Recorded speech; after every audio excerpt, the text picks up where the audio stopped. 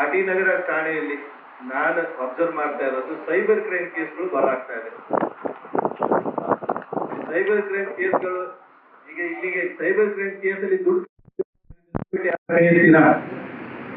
Cyber crime ಅಲ್ಲಿ ದುಡ್ಡು ಹೋಗಿದೆ ಅನ್ನೋದು ಅದು 5,000 ಹೋಗ್ಲಿ 2,000 ಹೋಗ್ಲಿ 2 ಲಕ್ಷ ಹೋಗ್ಲಿ ಸೈಬರ್ ಅಲ್ಲಿ ದುಡ್ಡು ಹೋಗಿದೆ ಅನ್ನೋದು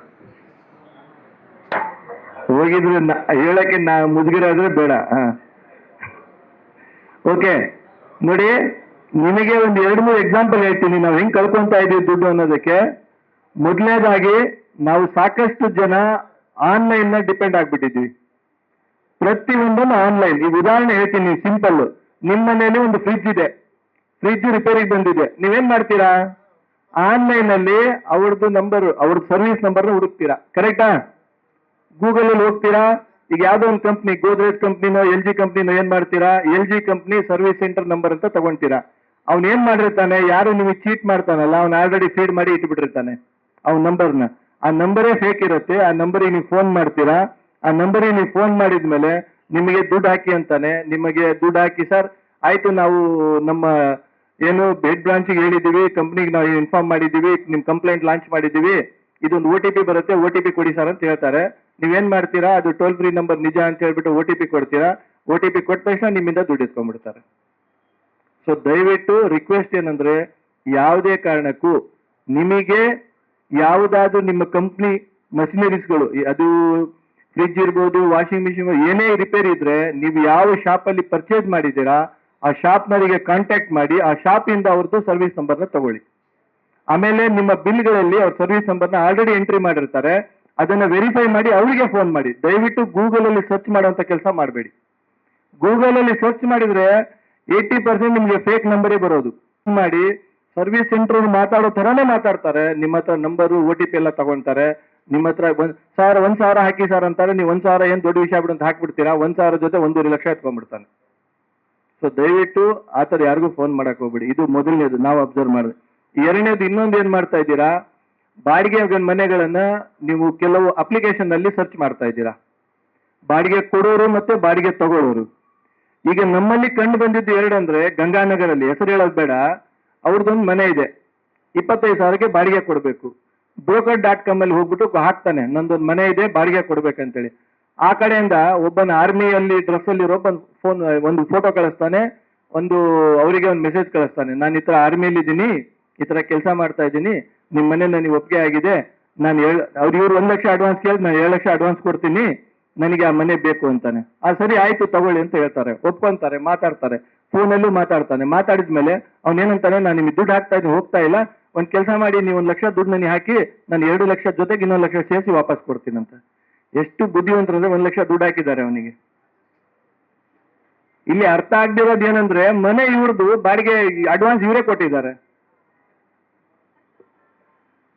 ಆಮೇಲೆ ಅದು ಇನ್ನು ಮುಂದೆ ಹೋದಂಗೆ ಅದೇ ಮನೆಗೆ ಅವ್ರ ಮನೆಯಲ್ಲಿ ಇನ್ನೊಬ್ರಿಗೆ ಕೂಡ ಸೇಮ್ ಚೀಟ್ ಮಾಡಿದ್ದಾರೆ.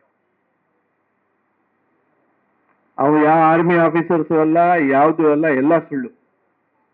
ಹಳೆ ಪದ್ಧತಿ ಇದೆ, ನಿಮ್ಗೆ ಬ್ರೋಕರ್ ಥ್ರೂ ಕಾಂಟ್ಯಾಕ್ಟ್ ಮಾಡ್ತಿರೋ ಅಥವಾ ನಿಮ್ ಕಾಂಟ್ಯಾಕ್ಟ್ ಥ್ರೂ ಕಾಂಟ್ಯಾಕ್ಟ್ ಮಾಡ್ತಿರೋ, ನೇರವಾಗಿ ಮಾತಾಡಿ ಅವ್ರ ಹತ್ರ ನೀವು ಮಾಡ್ಕೊಳ್ಳೋದು ಉತ್ತಮ. ಯಾವುದೇ ಕಾರಣಕ್ಕೂ ಈ ತರ ಆನ್ಲೈನ್ ನಂಬ್ಲಿಕ್ಕೆ ಹೋಗ್ಬಿಡಿ. ಹಂಗಂತ ಎಲ್ಲ ಫೇಕ್ ಅಂತ ಹೇಳ್ತಾ ಇಲ್ಲ, ಬಟ್ ಆಲ್ಮೋಸ್ಟ್ ಬರ್ದಿರೋ ಎಲ್ಲ ಫೇಕೇ ಇದಾವೆ. ಸೊ ಇದನ್ನ ನಂಬಕ್ ಹೋಗ್ಬೇಡಿ. ಇದು ಸ್ಪೆಷಲಿ ಇದನ್ನ ಯಾವುದೇ ಕಾರಣಕ್ಕೆ ನಂಬೇಡಿ. ಆಮೇಲೆ ಇನ್ನು ಭಾರಿ ಮಜಾ ಅಂದ್ರೆ, ಈ ಕೆಲವರು ಟ್ರೇಡಿಂಗ್ ಹುಚ್ಚಿರುತ್ತೆ. ಟ್ರೇಡಿಂಗ್ ಅಂತ ಗೊತ್ತಾ, ಎಲ್ಲ ಟ್ರೇಡಿಂಗ್ ಮಾಡ್ತಾ ಇರ್ತಾರೆ. ಟ್ರೇಡಿಂಗ್ ಹುಚ್ಚಿರುತ್ತೆ, ನಿಮ್ಗೆ ಕಳ್ಸೋದೊಂದು, ಸರ್ ನಿಮ್ದು ನಾವೇ ಫಂಡ್ ಇನ್ವೆಸ್ಟ್ಮೆಂಟ್ ಮಾಡ್ಕೊಂತೀವಿ ಟ್ರೇಡಿಂಗು, ನೀವು ನಮ್ಗೆ 5,000 ಕೊಡಿ, 5,000ಕ್ಕೆ ನಾವು 2,500 ನಿಮ್ಗೆ 100% ನಿಮ್ಗೆ ನಾವು ಪ್ರಾಫಿಟ್ ಮಾಡಿ ಕೊಡ್ತೀವಿ ಅಂತ ಹೇಳಿ. ಫಸ್ಟ್ ಟೈಮ್ ನೀವು 5,000 ಹಾಕಿದಾಗ ಒಂದು 2,500 ವಾಪಸ್ ಹಾಕ್ತಾನೆ. ಮತ್ತೆ ನೀವೇನ್ ಮಾಡ್ತೀರಾ, ತಿರ್ಗಾ 10,000 ಹಾಕ್ತೀರಾ. 10,000 ಹಾಕಿದಾಗ ಅದಕ್ಕೆ 5,000 ಹಾಕ್ಬಿಟ್ಟು 15,000 ವಾಪಸ್ ಕೊಡ್ತಾನೆ. ಅವಾಗ ನಿಮ್ಮಲ್ಲಿ ಇರೋ ದುಡ್ಡೆಲ್ಲ ಹಾಕ್ತೀರಾ, ವಾಪಸ್ ನಿಮಗೆ ಕೊಡೋದೇ ಇಲ್ಲ ಅವನು.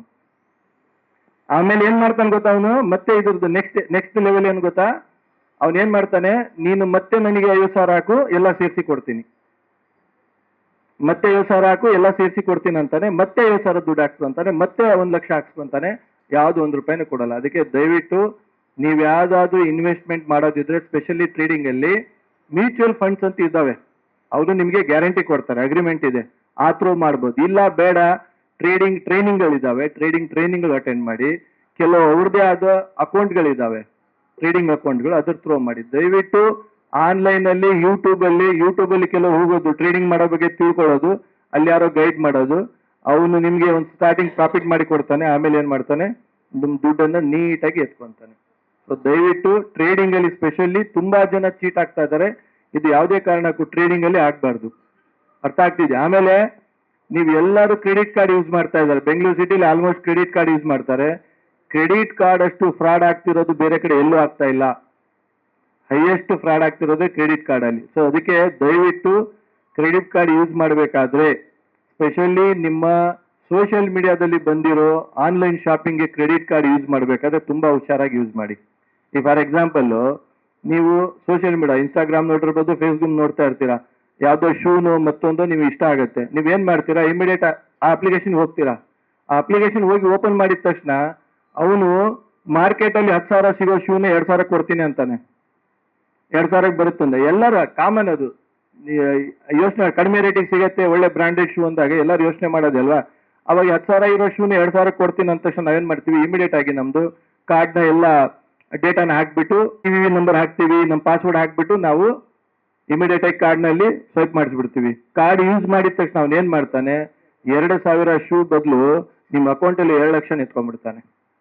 ಸೊ ದಯವಿಟ್ಟು ಆ ತರ ಇದ್ದಾಗ ಸ್ಪೆಷಲಿ ಸೋಷಿಯಲ್ ಮೀಡಿಯಾದಲ್ಲಿ ಬರೋ ಅಪ್ಲಿಕೇಶನ್ಗಳಿಗೆ, ಅದು ಆನ್ಲೈನ್ ಶಾಪಿಂಗ್ ಅಪ್ಲಿಕೇಶನ್ಗಳಿಗೆ ಇಮಿಡಿಯೇಟ್ ಆಗಿ ಯಾವುದೇ ಕಾರಣಕ್ಕೆ ದುಡ್ಡು ಹಾಕುವಂತ ಕೆಲಸ ಮಾಡಬೇಡಿ. ಅದಕ್ಕಂತೇಳಿ ಕೆಲವು ಬ್ರಾಂಡೆಡ್ ಕಂಪ್ನಿ ಇದಾವೆ, ಅದರಲ್ಲಿ ಹಾಕಿ. ಅದನ್ನ ಬಿಟ್ಟು ಇದರಲ್ಲಿ ಹಾಕ್ಬೇಡಿ. ಯಾವುದೇ ಕಾರಣಕ್ಕಿದ್ರೆ. ಆಮೇಲೆ ಇನ್ನು ವಿಚಿತ್ರ ಫ್ರಾಡ್ ಏನ್ ಗೊತ್ತಾ, ಈಗ ಇತ್ತೀಚೆಗೆ ನಿಮಗೆ ಬೆಳಿಗ್ಗೆ ಒಂದು ಕೊರಿಯರ್ ಬರುತ್ತೆ, ಮನೆ ಕೊರಿಯರ್ ಬರುತ್ತೆ. ನೀವು ಯಾವ್ದು ಅಪ್ಲಿಕೇಶನ್ ಹೋಗಿರಲ್ಲ, ಯಾವ್ದು ಆರ್ಡರ್ ಮಾಡಿರಲ್ಲ, ಅವ್ನು ಬರ್ತಾನೆ. ಬಂದ್ಬಿಟ್ಟು ಸರ್ ನಿಮ್ಗೊಂದು ಆರ್ಡರ್ ಬಂದಿದೆ ಸರ್ ಅಂತಾನೆ. ನೀವು ಹೇಳ್ತೀರಾ ಇಲ್ಲ ನಾನು ಯಾವ್ದು ಆರ್ಡರ್ ಮಾಡಿಲ್ವಲ್ಲ ಅಂತ ಹೇಳ್ತೀರಾ. ಇಲ್ಲ ಸರ್ ಆರ್ಡರ್ ಮಾಡಿದ್ದೀರಾ ಅಂತ. ಹೌದಾ, ಮನೇಲಿ ಯಾರೋ ಮಾಡಿರ್ಬೇಕು ಅನ್ಸುತ್ತೆ ಅಂತ. ದುಡ್ಡು ಎಷ್ಟಪ್ಪ ಅಂತ. ಇಲ್ಲ ಸರ್ ಆಲ್ರೆಡಿ ದುಡ್ಡು ಪೇಮೆಂಟ್ ಆಗಿದೆ, ತಗೊಳ್ಳಿ ಅಂತ ಹೇಳ್ತಾನ ಅವನು.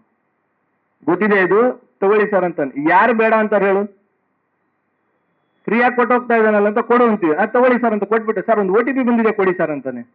ಟಕ OTP ಕೊಟ್ಬಿಡ್ತೀರಾ. OTP ಕೊಟ್ಮೇಲೆ ಅವ್ನು ಏನೋ ಚಿಕ್ಕದಾಗಿ ಏನೋ ಕೊಟ್ಟಿರ್ತಾನೆ ನಿಮ್ಮ ಪಾರ್ಸಲ್, ಅಕೌಂಟಲ್ಲಿ ಎಲ್ಲ ದುಡ್ಡು ಎತ್ಕೊಂಡ್ಬಿಡ್ತಾನೆ.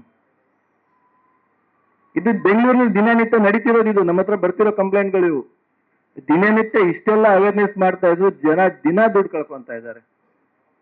ಆಮೇಲೆ ಇನ್ನು ಇದಕ್ಕಿಂತ ಈ ದುಡ್ಡು ಗಳಿಸೋದ್ರಲ್ಲಿ ಅವನೇನ್ ಮಾಡ್ತಾನೆ, ಒಂದು ಚಿಕ್ಕದ್ ಯಾವ್ದೊಂದು ಹೋಟ್ಲ್ ಅಡ್ರೆಸ್ ಕೊಡ್ತಾನೆ. ಈ ಫಾರ್ ಎಕ್ಸಾಂಪಲ್ ಯಾವ್ದೋ ಒಂದು ನಮ್ದು 3 ಸ್ಟಾರ್ ಹೋಟ್ಲ್ ಇದೆ, 4 ಸ್ಟಾರ್ ಹೋಟ್ಲ್ ಇದೆ, ಅದಕ್ಕೆ ನೀವು ರಿವ್ಯೂ ಕೊಡಿ ಅಂತ. ರಿವ್ಯೂ ಕೊಡಿ ಅಂದ್ರೆ ಸೋಷಿಯಲ್ ಮೀಡಿಯಾದಲ್ಲಿ ಹೋಗ್ಬಿಟ್ಟು ನಾವು ಅದಕ್ಕೆ ಸ್ಟಾರ್ಗಳು ಕೊಡಬೇಕು. ಇದಕ್ಕೆ 4 ಸ್ಟಾರು, ನಾನು ಲಾಸ್ಟ್ 2 ವೀಕ್ ಈ ಹೋಟ್ಲಿಗೆ ಹೋಗಿದ್ದೆ, ಚೆನ್ನಾಗಿತ್ತು. ಅಲ್ಲಿ ಹೋಗಿರೋದೆಲ್ಲ ಹೋಟ್ಲೇ ಇರಲ್ಲ, ಅದು ಎಲ್ಲ ಸುಳ್ಳೋದು. ನೀವು ರಿವ್ಯೂ ಕೊಟ್ರೆ ನಾವು ನಿಮಗೆ ಸರ್ ಇದಕ್ಕೆ 100 ರೂಪಾಯಿ 150 ರೂಪಾಯಿ ಕೊಡ್ತೀವಿ ಅಂತ ಹೇಳ್ತಾರೆ ಅವರು. ಈಗ 150 ರೂಪಾಯಿ, 150 ರುಪೀಸ್, 200 ರುಪೀಸ್ ಹಾಕ್ತಾ ಇರ್ತಾನೆ. ಇವ್ರು ಏನ್ ಮಾಡ್ತಾರೆ ಕೆಲವರು, ಈಜಿ ಅಲ್ಲ ದುಡಿಯೋದು, ಈಜಿಯೆಸ್ಟ್ ಮೆಥಡ್ ಅಲ್ಲ ದುಡಿಯೋದು. ಒಂದು ರಿವ್ಯೂ ಬರ್ದ್ಬಿಟ್ರೆ 150 ರೂಪಾಯಿ, ದಿನಕ್ಕೆ ಒಂದು 50 ಬರ್ಬಿಟ್ರೆ ಬೇಜಾನ್ ದುಡ್ಡು ಬರ್ಬಿಟ್ರೆ ಹಾಕ್ಬಿಡ್ತಾರೆ. ನಿಮ್ದು ಫೋನ್ ಪೇ ಡೀಟೇಲ್ಸ್ ತಗೊಂತಾನೆ ಅವನು. ಆಮೇಲೆ ಹೇಳ್ತಾನೆ ಸರ್ ನಿಮಗೆ ದುಡ್ಡು ಹೋಗ್ತಾ ಇಲ್ಲ, ಒಂದ್ಸರಿ ನೀವು 1 ರೂಪಾಯಿ ವಾಪಸ್ ಕಳಿಸಿ ಸರ್ ಅಂತಾನೆ. ನೀವು 1 ರೂಪಾಯಿ ವಾಪಸ್ ಕಳಿಸಿದ ತಕ್ಷಣ ನಿಮ್ಮ ಅಕೌಂಟಲ್ಲಿ ಎಲ್ಲ ಎತ್ಕೊಂಡ್ಬಿಡ್ತಾನೆ. ಸೊ ಈ ಸಿಸ್ಟಮ್ ನಡೀತಾ ಇದೆ. ದಯವಿಟ್ಟು ಯಾರು ಸುಳ್ಳು ದುಡ್ಡು ಕೊಡಲ್ಲ, ಯಾರಿಗೂ ಜಾಸ್ತಿ ಆಗಿಲ್ಲ ದುಡ್ಡು ಕೊಡೋಕೆ. ದಯವಿಟ್ಟು ಆ ಥರ ಯಾವುದೇ ಇದ್ರೂ ಕೂಡ ನಂಬೇಡಿ. ಏನು ನ್ಯಾಚುರಲ್ ಆಗಿ ಬದುಕ್ತಾ ಇದ್ವಿ ಅದನ್ನು ಬದುಕೋ ಪ್ರಯತ್ನ ಮಾಡಿ.